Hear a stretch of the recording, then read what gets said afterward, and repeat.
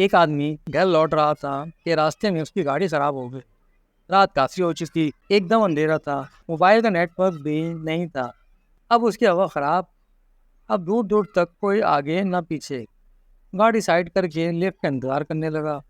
کافی دیر بعد ایک گاڑی بہت ہی دھیرے دھیرے رکتے رکتے آئی۔ اس نے جھٹ سے گیٹ کھولا اور اس میں بیٹھ گیا، لیکن اندر بیٹھتے ہی اس کے ہوش اڑ گئے، گلا سوکھنے لگا، آنکھیں کھلی رہ گئیں، دل زور زور سے دھڑکنے لگا۔ اس نے دیکھا کہ ڈرائیونگ سیٹ پر کوئی نہیں ہے، گاڑی اپنے آپ چل رہی تھی۔ ایک تو رات کا اندھیرا، اوپر سے اتنا خطرناک منظر۔ اس کی سمجھ میں نہیں آ رہا تھا کہ میں کیا کروں، باہر جاؤں یا اندر ہی رہوں۔ کوئی فیصلہ کرتا کہ راستے میں ایک موڑ آ گیا تو انہوں نے دیکھا گاڑی کی اسپیڈ تھوڑی اور تیز ہو گئی اور گاڑی مڑ گئی، پھر ہاتھ غائب۔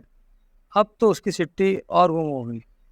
دل دل میں آیت الکرسی شروع اور اندر ہی رہنے میں بھلائی سمجھی۔ گاڑی اندھیرے میں رک رک کر دھیرے سے آگے بڑھ رہی تھی، تبھی سامنے پیٹرول پمپ آیا۔ اب گاڑی وہاں جا کر رک گئی۔ اس نے راحت کی سانس لی اور گاڑی سے اتر کر بھاگا۔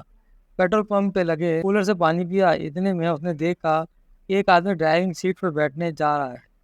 وہ دوڑتے ہوئے اس کے پاس گیا اور بولا، اس گاڑی میں مت بیٹھو، میں اسی گاڑی میں بیٹھ کر آیا ہوں، اس گاڑی میں بھوت ہے۔